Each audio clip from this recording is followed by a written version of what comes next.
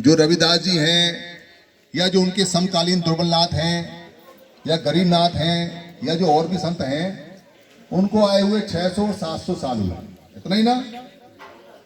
तो इसका मतलब यह है कि पूरे भारत में 500 साल पहले तक कोई सिख नहीं था। इसको अच्छी तरह से समझ लो कि भारत में कोई भी सिख नहीं था, सिख कम्युनिटी नहीं थी, सिख मजहब नहीं था 500 साल पहले। और 700 साल पहले तक कोई यहाँ रविदासी नहीं था, कोई यहाँ कबीरपंथी नहीं था, कोई यहाँ दुर्बलनाथ वाला नहीं था, कोई यहाँ गरीबनाथ वाला नहीं था, कोई यहाँ गुरु घासीदास वाला नहीं था। जब संत ही नहीं थे तो संत के मत वाले लोग भी नहीं थे। उससे पहले अगर आप जाओगे, थोड़ा सा और पीछे जाओगे, तो आप ये पाओगे कि दुनिया के अंदर 1400 साल पहले कोई मुसलमान भी नहीं था, क्योंकि मोहम्मद साहब का जो जन्म है वो 1400 साल पुराना है। भारत में तो इस्लाम बाद में आया बाहर से, तो यहाँ कोई मुस्लिम भी नहीं था। पूरे भारत में एक भी ना सिख था, ना एक भी रविदासी था, ना एक भी कबीरपंथी था, ना एक भी मुस्लिम था 1400 साल पहले। और पीछे चलते हैं, थोड़ा और पीछे चलेंगे तो पाएंगे कि 2023 साल पहले ईसा मसीह का जन्म नहीं था। ईसा मसीह को वहां यरूशलेम में पैदा हुए 2023 साल हुए हैं।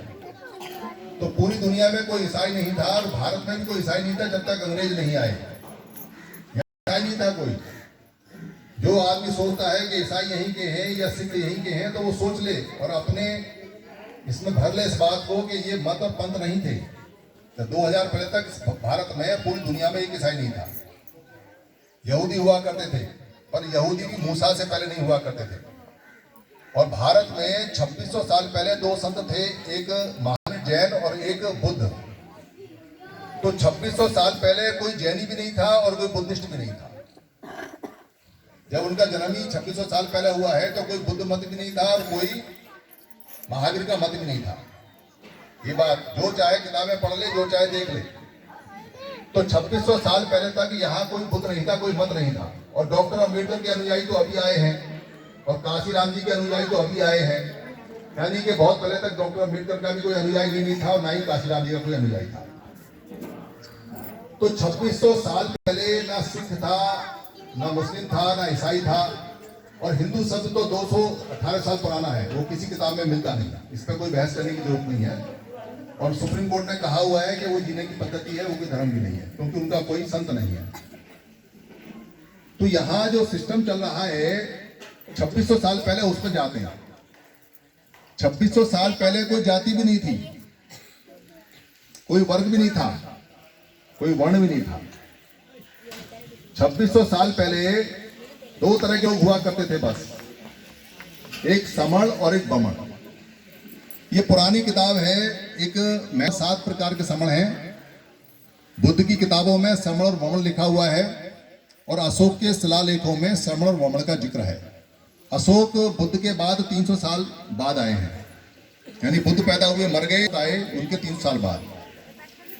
तो वहां तक कोई जाति नहीं है। और अभी 400-500 साल पहले तक भी जाति नहीं थी कहीं। ये जाति जो किताबें आई काल्पनिक उसके बाद हुई है, पर आपको मिलेगी कहीं नहीं।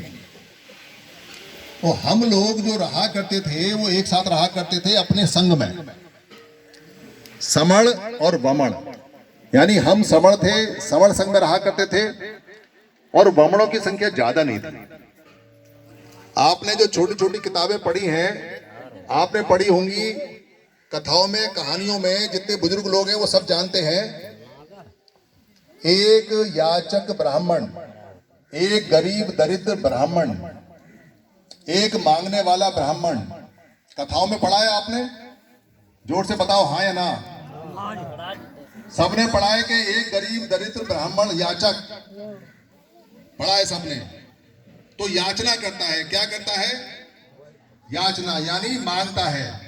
क्या मांगता है? खाना। तो क्या बमण के घर में मांगता है? क्या बमण के दरवाजे पे याचना करता है? अगर बमणों के पास दरवाजे होते, बमणों के पास घर होते, तो क्या वो दर दर जाके मांगते? तो किसके दरवाजे पे मांगता है? समण के दरवाजे पे। दो ही तरह के लोग थे। तो जरा जोर से बताओ किसके दरवाजे पे मांगता है? पीछे से अभी बात समझ में नहीं आई समण वमण, तो मैं दोबारा पूछूंगा, एक गरीब याचक वमण किसके दरवाजे पे याचना करता है? समण के पे। तो जब समण के दरवाजे पे याचना करता है और याचक है, तो देने वाले कौन? समण। लेने वाले कौन? तो ये बात तय हो गई कि हम शासक थे, हम राजा थे, और पुराने समय में अभी 400-500 साल पहले तक एक भी एट्रोसिटी यानी यातना या गरीबी या लानत या हमारा कोई आदमी किसी के दरवाजे पे जाके उसके टुकड़े पीने या उसकी सफाई करे या उसका जूता उठाए या उसके कपड़े धोए, एक कहानी नहीं, एक कहानी नहीं पूरे इतिहास में कि हम लोगों ने कभी ऐसी यात्रा छिड़ी हुई। ये अभी की बात है, जब से ये अंग्रेज आए हैं और ये थोड़े से मुगल थे उसके बाद आरंभ हुआ है। उससे पहले तक राजा जिंदगी जी हमने पूरी राजा। तो हम राजा से आज इस पोजीशन में कैसे आ गए, सवाल ये है। तो इसके दो कारण हैं और दोनों कारण बहुत इंपॉर्टेंट है। हमें ये बताया जाता है कि आप पढ़ोगे और लिखोगे तो कामयाब हो जाओगे, पढ़ोगे लिखोगे तो नवाब बन जाओगे, ये बताया जाता है। पढ़ने लिखने से अक्षर ज्ञान आपको मिल सकता है, पढ़ने लिखने से आपकी बुद्धि थोड़ी बहुत पढ़ाई लिखाई के लिए जागृत हो सकती है, पर राजा बनने के लिए पढ़ाई लिखाई की आवश्यकता नहीं है। मैं ये नहीं कह रहा हूं कि आपको पढ़ना लिखना नहीं चाहिए, खूब पढ़ना चाहिए, खूब लिखना चाहिए, पर राजा बनने की शर्त नहीं है। राजा बनने की शर्त यह भी नहीं है कि आपके पास बहुत ज्यादा पैसा हो तो आप राजा बन जाओगे। राजा बनने की शर्त यह भी नहीं है कि आपके पास बहुत ज्यादा ज्ञान हो तो आप राजा बन जाओगे। वो रास्ता छोटा हो सकता है, ज्ञान होने से काम जल्दी बन सकता है, पैसा होने से काम जल्दी बन सकता है। जो राजा बनने की शर्त है वो एक ही है कि आपको एक साथ इकट्ठे आना है। वहां जो संविधान में बाबा साहब डॉक्टर अंबेडकर ने आपके लिए सांघिक प्रक्रिया रखी है भारत गणराज्य संघ की, उसके अंदर अनपढ़ आदमी एमपी बन सकता है, गरीब आदमी एमपी बन सकता है, लूला लंगड़ा एमपी बन सकता है, आदमी एमपी बन सकता है, औरत एमपी बन सकती है, और जो आदमी नहीं है औरत नहीं है वो भी एमपी बन सकता है। कैसा भी हो सब व्यक्ति का अधिकार है वहां, पर एक ही शर्त है कि उसके पास में 51% संघ होना चाहिए, उसके पास लोग होने चाहिए, ये वो शर्त है। तो हुआ क्या, हम जो इकट्ठे रहा करते थे परिवार में, हम लोगों का परिवार टूट गया, और परिवार टूटने से हमारे जो संघ का परिवार था वो टूटा और हम बिखर गए। जातियां कैसे बनी वो मैं आपको बताता हूं। अगर आप कोई डॉक्टर अंबेडकर की किताबें पढ़ता हो तो एक किताब उन्होंने लिखी थी, बुद्धा एंड हिज धम्म, भगवान बुद्ध और उनका धम्म। मैं आपको भगवान बुद्ध नहीं पढ़ा रहा, क्योंकि हमें सारे मत सारे संत बराबर हैं, समणों के सारे संत बराबर हैं, हम सभी संतों का सम्मान करते हैं। पर उस किताब में लिखा हुआ है कि जो सिद्धार्थ गौतम था, सिद्धार्थ गौतम जब बुद्ध नहीं बना, इधर आ जाओ, आप इधर बैठ जाओ, मुझे डिस्टर्ब, आप इधर आ जाओ। सिद्धार्थ गौतम जब बुद्ध नहीं बना 21 साल की आयु में, तो वो अपने समण साक्य संघ में, साक्य माने साग सब्जी उगाने वाले, सिद्धार्थ गौतम के बाप के पास में बहुत ज्यादा खेत थे। जो शुद्धोधन था, कहते हैं कि जब उसके धान बोते थे तो 1000 खेत वो हल चला करते थे। तो उसके यहाँ एक व्यवस्था थी कि सारे लोग संघ में रह करते थे जैसे आज बैठे हैं। तो 21 साल की उम्र में हर एक लड़के को संघ में आना पड़ता था। सिद्धार्थ गौतम पैसे वाला था पर संघ में आना था, तो समण संघ की शर्तें बताई, नियम बताए, ये नियम बताए सारे। अभी ये और तरह से है, उसमें पुराने समय में और तरह से, पर मतलब वही है इनका। तो सिद्धार्थ गौतम ने कहा कि मैं नियम स्वीकार करता हूं, और उसमें एक नियम था संघादि शेष, यानी संघ का आदेश, कि अगर तुमने नियम मानने के बाद, शपथ लेने के बाद नियम नहीं माने तो आपको सजा होगी। ठीक ऐसे जैसे कोई सिपाही भर्ती होता है सेना में और सेना का आदेश नहीं माने तो उसको कोर्ट मार्शल होता है, वो बात की बात है, वो पहले के नियम है। तो वहां नियम बनने शुरू हुए। पानी के ऊपर झगड़ा होगा, कोलियो जो कोलिय समर संघ था उसमें, जो साक्य समर संघ था उसमें, किताब में लिखा हुआ है। तो वहां ये तय हुआ जिसमें सिद्धार्थ गौतम था कि इस बार हम युद्ध करेंगे, पर सिद्धार्थ गौतम ने मना कर दिया कि मैं युद्ध नहीं लड़ूंगा, पानी के लिए युद्ध नहीं लड़ना चाहिए, हमें खून नहीं बहाना चाहिए। तो संघ ने कहा तुमने संघ का आदेश नहीं माना, तुमको घात हुआ, तुमने घात किया, तुमको सजा मिलेगी। तो 3 सजाएं दी उसको, या तो मृत्युदंड स्वीकार करो, या साक्य संघ से हमेशा के लिए निकल जाओ, और या अपना सारा पैसा संघ को दे दो। तो उसने बाहर निकलना उचित समझा और सिद्धार्थ गौतम 21 साल का लड़का बाहर चला गया।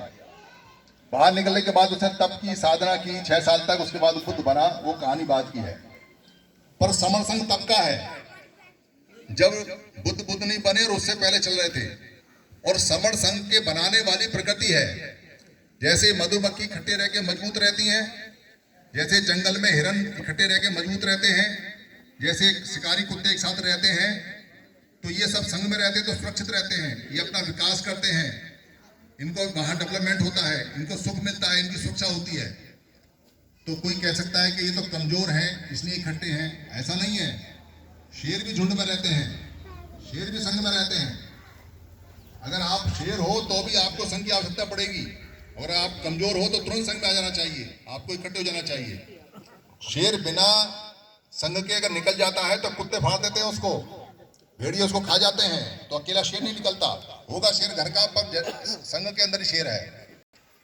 तो संघ तब का है और प्रकृति से बना हुआ है, संघ का कोई संस्थापक नहीं है, संघ का कोई व्यक्ति संस्थापक नहीं हो सकता।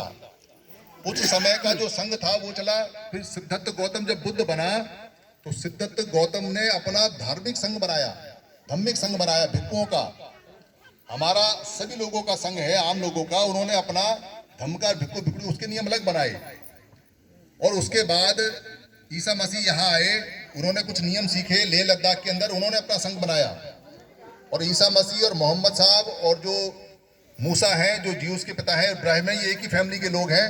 इन्होंने संघ के नियम सीखे और संघ के नियम कई लोगों ने सीखे। सिखों ने अपना संघ बनाया और जिसने संघ बनाया वो कामयाब हो गया, और जिसने संघ नहीं बनाया वो जंगल में अकेला शेर घूमता रहता है। शेर तो सारे ही हमारे, पर जगह अकेले अकेले घूमते रहते हैं, इसलिए मारे जाते हैं। शेरों को झुंड चाहिए, वो झुंड की अहमियत नहीं समझते। इस कारण से संघ स्थापित हुआ और संघ लगातार चलता रह जाता है। तो संघ टूटा कैसे, खत्म कैसे हुआ, जात कहां से बन गई अचानक? बुद्ध के समय तक बुद्ध जो बताते थे वो ये कहते थे, जाति दुखा, जरा दुखा, मरण दुखा, व्याधि दुखा। यानी मनुष्य का पैदा होना दुख है, जाति माने पैदा होना, पैदा होना दुख है, उसका मरना दुख है, उसका बीमार होना दुख है, इसका बुढ़ापा दुख है। ये 4 दुख उन्होंने बताए थे। तो वहां से पता चलता है कि किसी चीज के पैदा होने से उसका नाम जाति है। यानी कि खेत में कौन सी जाति है, खेत में क्या पैदा हो रहा है, या रसोई में कौन सी जाति है, रसोई में क्या बना है, क्या पैदा हुआ है। तो जात और जाति का मतलब होता है उत्पत्ति, पैदा होना।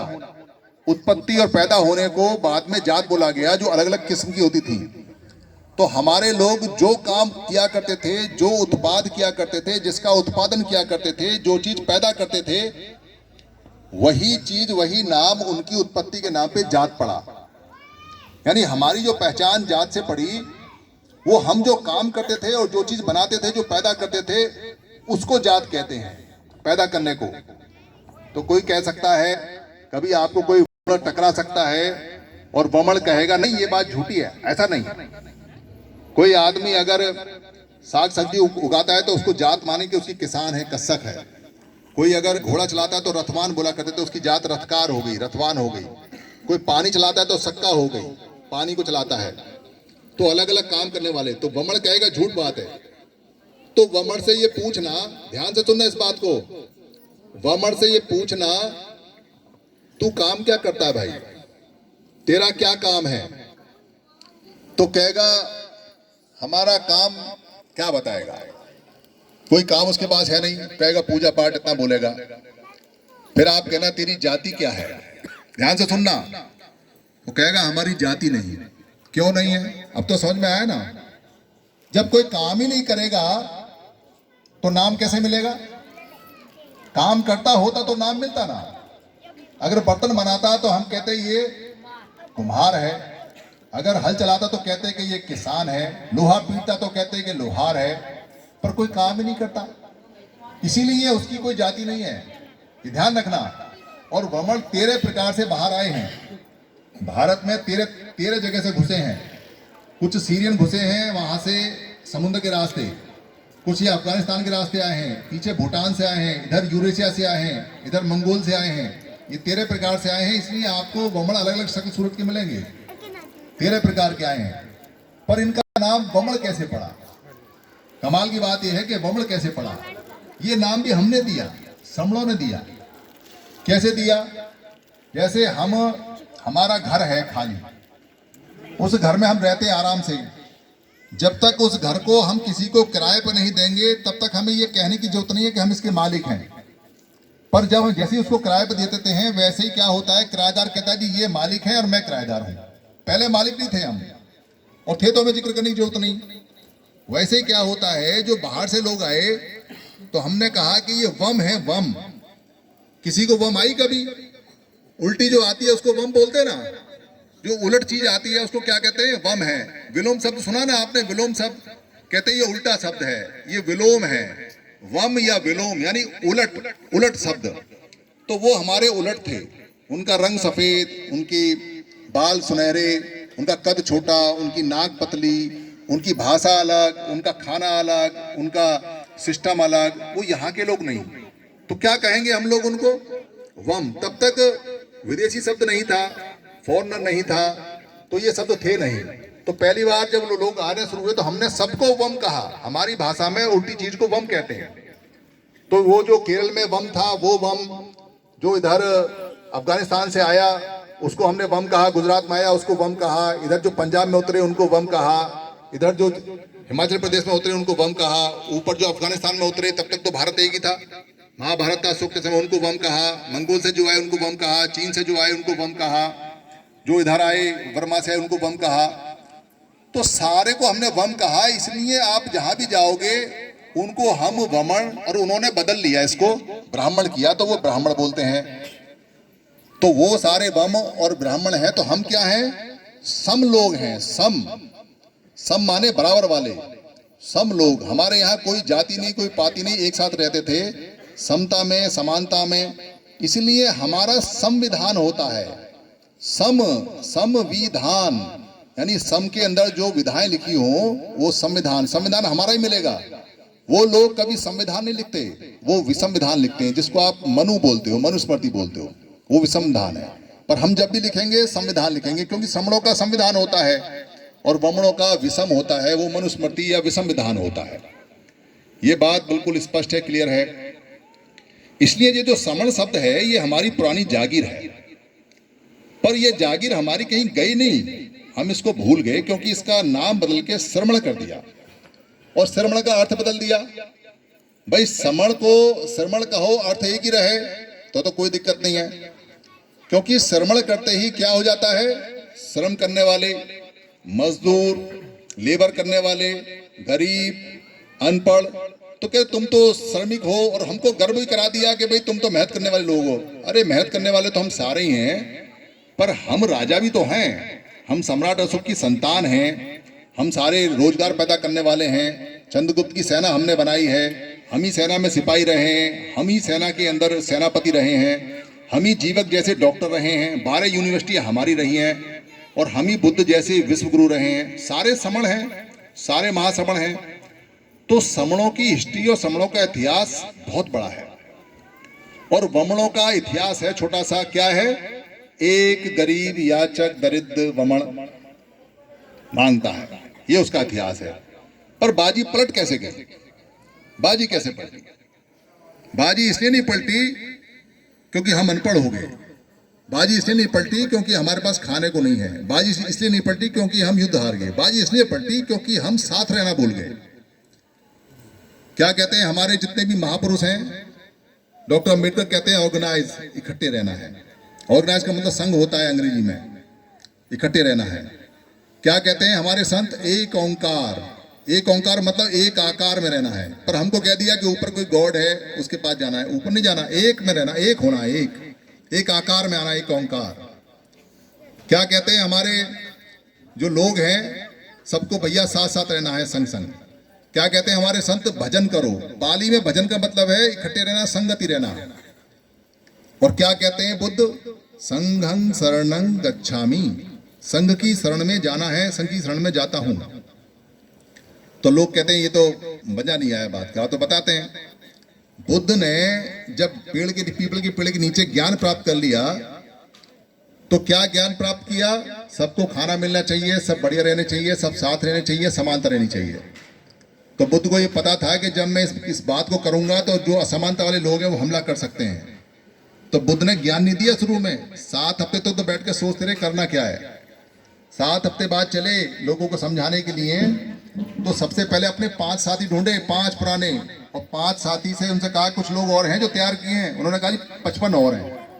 तो 60 लोगों को बताया कि कैसे असमानता है, कैसे समानता है, कैसे प्यार है, कैसे मोहब्बत है, कैसे सबको इकट्ठा करना है। तो 60 लोगों का साठा बनाया, संघ बनाया। पहले संघ बनाया, फिर काम शुरू किया, और पूरी जिंदगी संघ में रहे। उन पर कई हमले हुए पर संघ नहीं छोड़ा। और जो संत हमारे अकेले अकेले रहे, अकेले अकेले घूमते रहे, वो मारे गए। क्योंकि मैंने बताया शेर अकेला भी घूमेगा तो भी हमला हो गया, उसे कुत्ते फाड़ देते हैं, पर संघ को नहीं फाड़ते। तो संघं शरणं गच्छामि ने कहा, तो हमको कोई भिक्खु या हमको कोई साधु संत नहीं बनना है। आम लोगों के लिए कहा है कि आपको संघ में रहना है और सत्तक दंड साथ रखना है। सत्तक दंड दिया उन्होंने 11 प्रकार का। चलो वो सब संतों को मारो आप इधर साइड में, क्योंकि आप संतों की बात मत सुनो, पता नहीं संत ने सच कहा या झूठ कहा। भाई माँ बाप क्या कहते हैं, जब माँ बाप मरते हैं तो बच्चों से क्या कहते हैं, भाई का, दोनों का, बहनों का, सबका हाथ पकड़ के क्या कहते हैं, भैया इकट्ठे रहियो, भैया संग संग रहियो। वो ये कह के नहीं जाते खेत बांटियो, पैसा बांटियो, रोटी खाइयो, वहां मेरा ये, वो एक ही सीख दे के जाते हैं, भैया संग संग रहियो। बस सारे माँ बाप ये कह के जाते हैं। भाई पागल है क्या वो? पूरी जिंदगी का सार मरते समय दे के जाते हैं, तो इस बात को समझने में क्या दिक्कत है?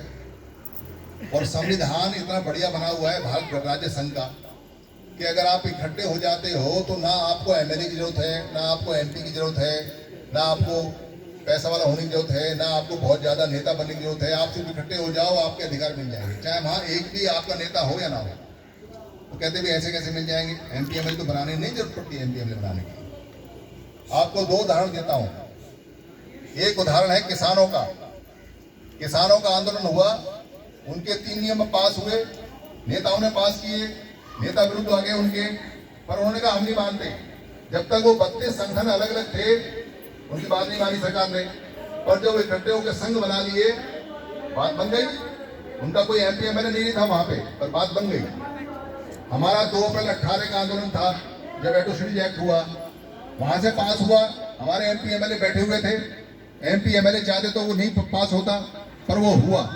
पर हमारे लोग 4 घंटे के लिए सड़क पे आ गए। ना कोई नेता, ना कोई पार्टी, ना कोई दल, ना कोई मजहब, ना कोई संत, ना कोई नहीं, सिर्फ आम आदमी सारे आगे सड़क पे। और संविधान को पता चल गया और बिना एमपी एमएलए के हमें अधिकार मिल गया। तो जो लोग इकट्ठे रहते हैं उनको अधिकार मांगने की आवश्यकता नहीं होती। क्यों नहीं होती? क्योंकि जो लोग इकट्ठे रहते हैं उनके अधिकार ही नहीं जाते, उन पे एट्रोसिटीज होती नहीं। अच्छा, 2 करोड़ सरदार देखे आपने सिख? 2 करोड़ है मात्र। 2 करोड़ इकट्ठे रहते हैं। कभी सुना उनकी इज्जत लुटी हो, उनकी पगड़ी उठी हो, उनको किसी ने मारा हो, कुछ पीटा हो, कुछ छीना हो, कुछ झपटा हो? कभी सुना? कभी उनके साथ में कोई गाली गलौच हुई? कभी उनकी मूंछ काटी, दाढ़ी पाटी, कुछ हुआ उनके साथ में? 2 करोड़ है मात्र, 2 करोड़। और इकट्ठे रहते हैं संघ में, उनकी चलती है सिस्टम उनका। पर हमारा सिस्टम खराब हुआ पड़ा है। हमारे लोग काम तो बहुत कर रहे हैं।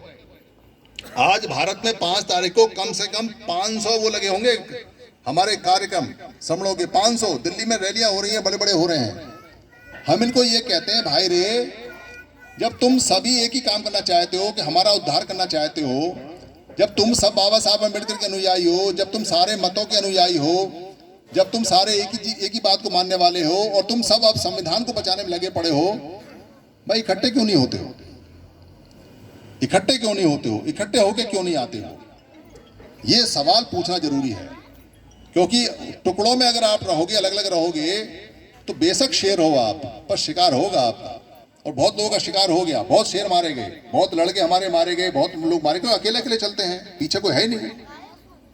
इसलिए उन सारे संगठनों से, जो 29 लाख संगठन है रजिस्टर्ड, उनमें बहुत सारे संगठन हैं जो राजनीतिक पार्टियों के हैं, बहुत सारे संगठन हैं जो सामाजिक हैं, बहुत सारे संगठन हैं जो लड़कों के दल बल के हैं, बहुत सारे संगठन हैं जो साधुओं के, मतों के और बौद्धों के हैं, बहुत सारे संगठन हैं जो काशीराम जी के नाम से हैं, जो डॉक्टर अम्बेडकर के नाम से हैं, जो बिरसा मुंडा के नाम से, बहुत सारे संतों इनके नाम से हैं।